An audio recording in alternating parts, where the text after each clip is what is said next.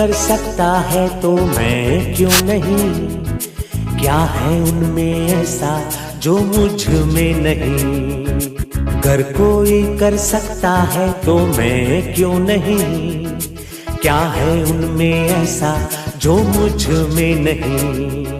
झांक ले अपने भीतर, खुद से आ पूछ ले, कैसी चाहे जिंदगी, खुली आंखों से देख ले, मुट्ठियों को भींच गए।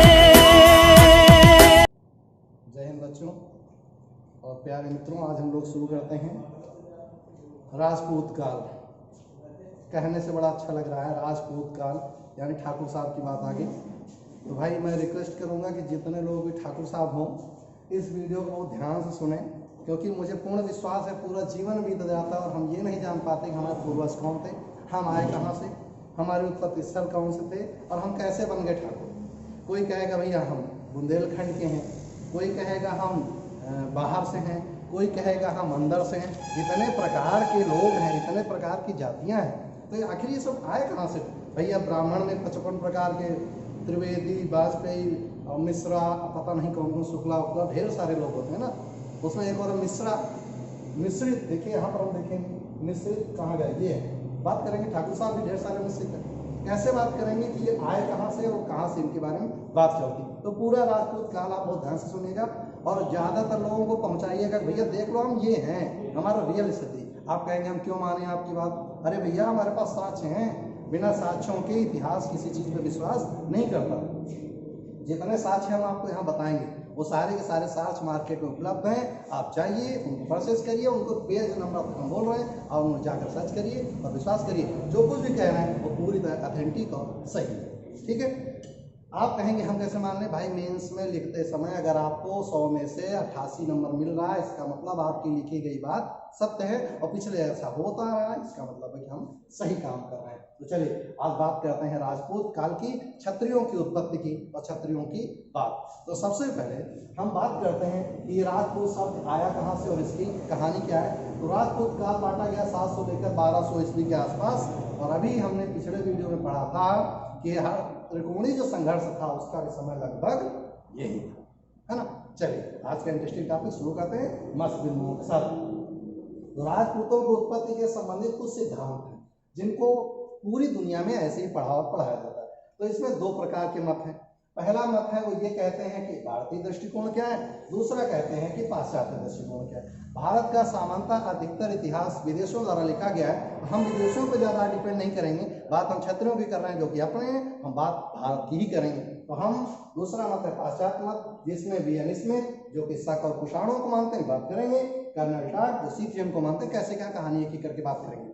अब बात करते हैं भारतीय मत को कितने भागों में बांटा गया है। सबसे पहले अग्निकुंड एक सिद्धांत है, दूसरा ब्राह्मणों से उत्पत्ति का सिद्धांत है, तीसरा वैदिक क्षत्रिय संतानें हैं, फिर अगला है निश्चित संतानें। इसमें बीच में और आता है सूर्यवंशी और चंद्रवंशी। इसको सूर्यवंशी, चंद्रवंशी को सोमवंशी भी कहा जाता है।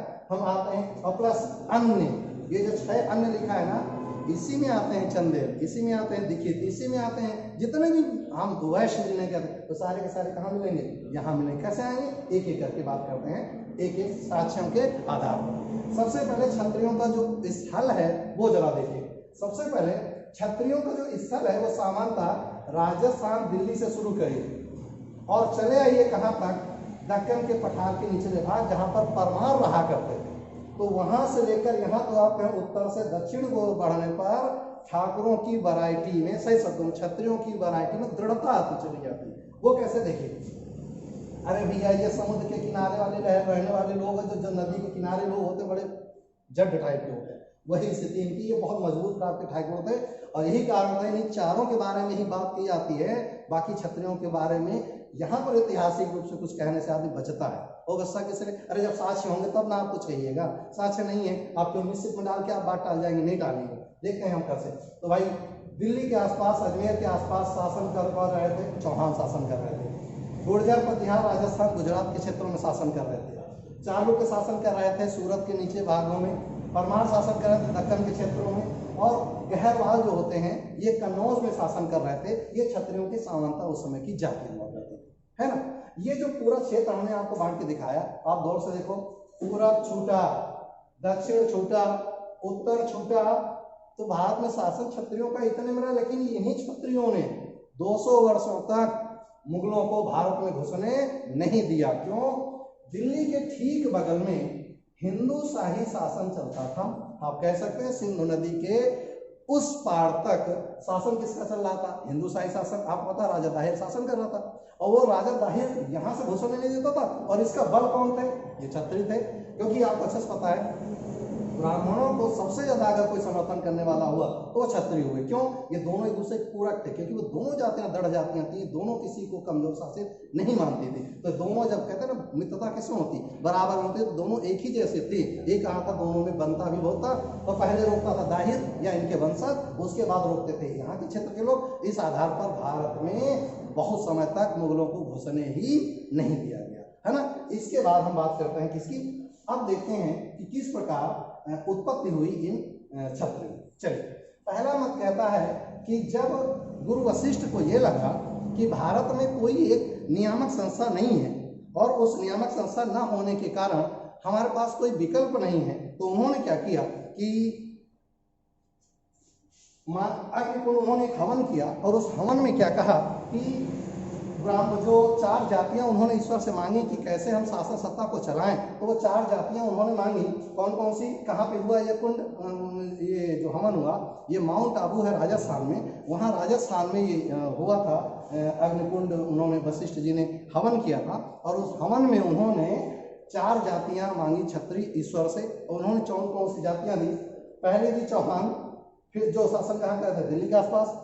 फिर दिया चालुक्य जो गुजरात में, फिर दिया परमार जो मालवा में, और इन्हीं के जो क्षेत्रीय स्तर पर थे वो थे परिहार। इसके बाद आया प्रतिहार जो गुजरात और दक्षिण राजस्थान में शासन। ये 4 जातियां। अच्छा, कहेंगे हम कैसे मान लें? तो भाई पृथ्वीराज रासो एक रचना है जो किसने करी थी? चंद्र बरदाई ने। और ये चंद्र बरदाई था कौन? पृथ्वीराज चौहान का, पृथ्वीराज चौहान या पृथ्वीराज थर्ड। पृथ्वीराज थर्ड के दरबार में रहा करता था चंद्रबरदाई, जिसने पृथ्वीराज रासों में इसको वर्णन किया है। और इसी वर्णन में उसने बताया है कि अग्निकुंड से इन 4 जातियों का निर्माण हुआ, और इस प्रकार अलग अलग क्षेत्रों में शासन करने लगे। ये पहला सिद्धांत हुआ। और अच्छा ध्यान रखिएगा, आज अगर राजस्थान के क्षेत्रों में आप जाएं तो आपको मिलेगा ये उल्लेख कि आसानी से पता चल जाता है कि लोग हमारे पूर्वज कौन थे। इसके बाद बात करी जाती किससे?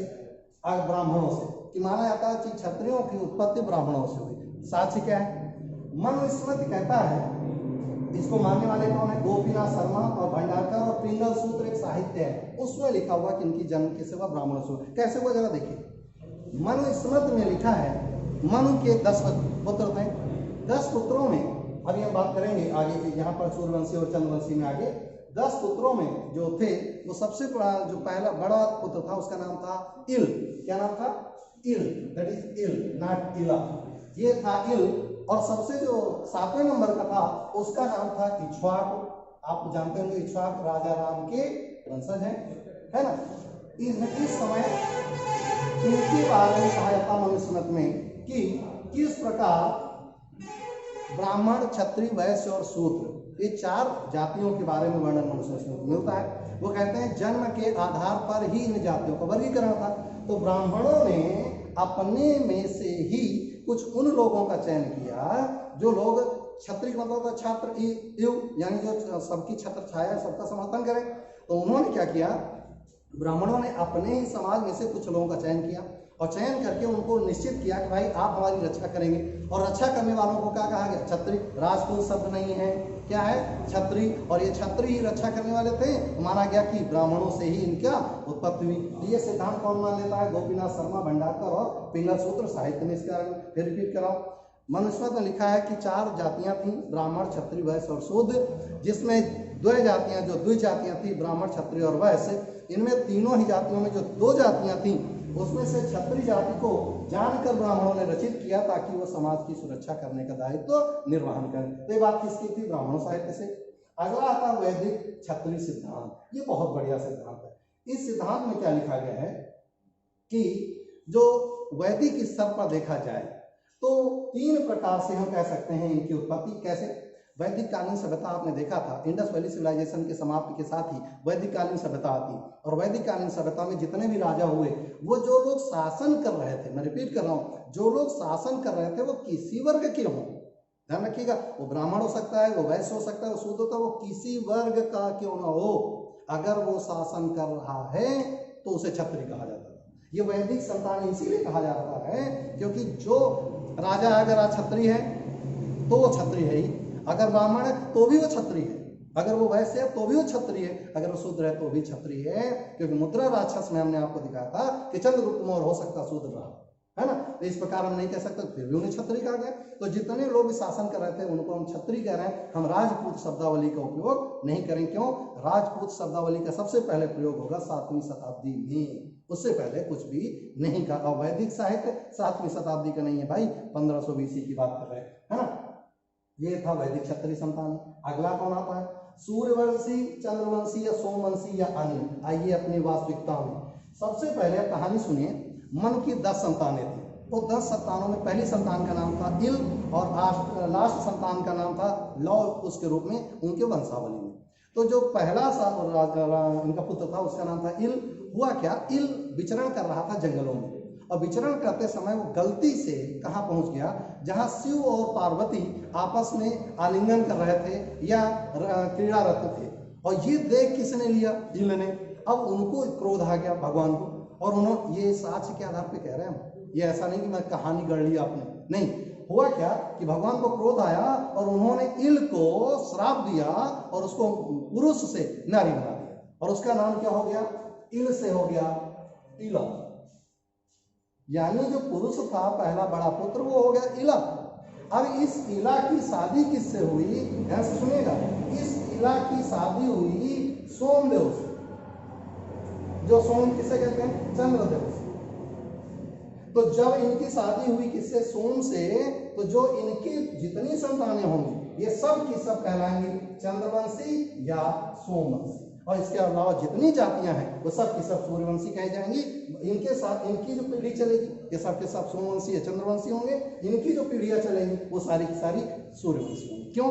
अब भगवान राम की बात करें अगर, तो भैया जी इसके थोड़े ना है, ये तो इनके वाले हैं। क्यों? इक्ष्वाकु तो इनका वंशज था, इला तो बदल चुका था, तो इनका राजा आप जानते होंगे इक्ष्वाकु, नाम सुना है, इक्ष्वाकु, फिर दिलीप, फिर रघु, फिर दशरथ, फिर रामचंद्र, फिर लव, फिर कुश।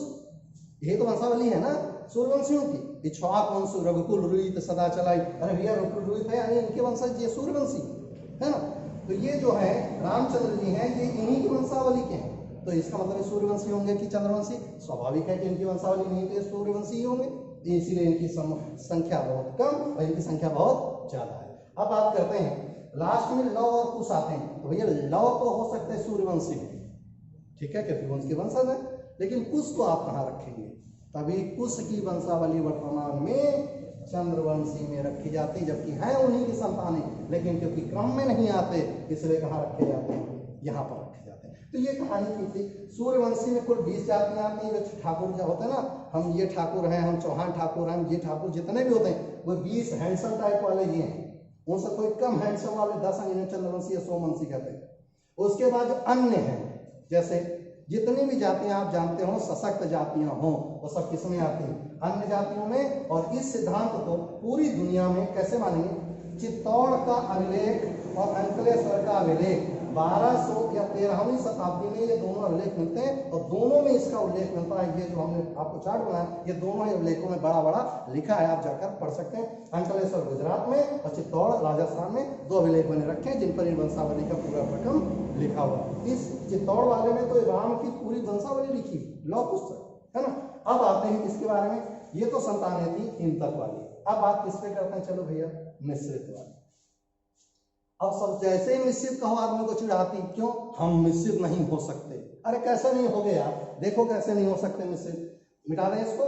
चलिए इसके साथ मत लीजिएगा, वैसे बहुत बुरा लिखते हैं, इसके साथ लेने का मतलब आप काम छोड़ रहे हैं। चलिए अब हम आपको दिखाते हैं कि कैसे मिश्रित थे। तो जरा दक्षिण अफ्रीका चलिए, और दक्षिण अफ्रीका से आइए मध्य एशियाई देशों में, और उसके बाद आ जाओ अपने भारत माता में। तो अगर हम ऐसे ले लें तो भैया यहाँ से हम 10 लाख BC पर चले थे, यहाँ से चले थे ना। मैंने आपको बताया था कि मानव की उत्पत्ति प्रक्रम में 10 लाख BC में यहाँ से कुछ लोग जल्लाद टाइप के चले थे जो यहाँ आकर बसे थे, जिन्हें आपने द्रविड़ियन कहा था, है ना। ये चले यहाँ से और ये लाल सागर इसको रेड सी को पार किया और यहाँ आकर यहाँ से यहाँ आने में इनको 5 लाख साल और लगे। ये नहीं कि बस यहाँ चले और यहाँ आके बस गए। अरे भैया जब ये चले होंगे तो बीच में बहुत सारा इनको स्ट्रगल करना होगा, बहुत सारे युद्ध करने होंगे, ये धीरे धीरे प्रसार करें। अच्छा इनको कौन सी आपदा पड़ी थी कि बेचारे यहाँ से यहाँ भागे, ऐसा क्या हो गया था? अरे भैया हुआ क्या था कि जब यहाँ से यहाँ के लिए चले थे, ये सब वो वीरान क्षेत्र में खाने के लाले थे, तो इनको मजबूत इधर जाना संभव नहीं था क्योंकि और घने जंगल थे। चल पड़े इधर की नील नदी के सहारे आए यहाँ पर मिस्र के सभ्यता, और मिस्र की सभ्यता के साथ अब दो यहाँ पर मध्य एशियाई देशों में आए, और यहाँ से कुछ लोग चले गए यूरोप की तरफ जो मार खा के फिर लौटेंगे, और कुछ लोग चले आए कहाँ?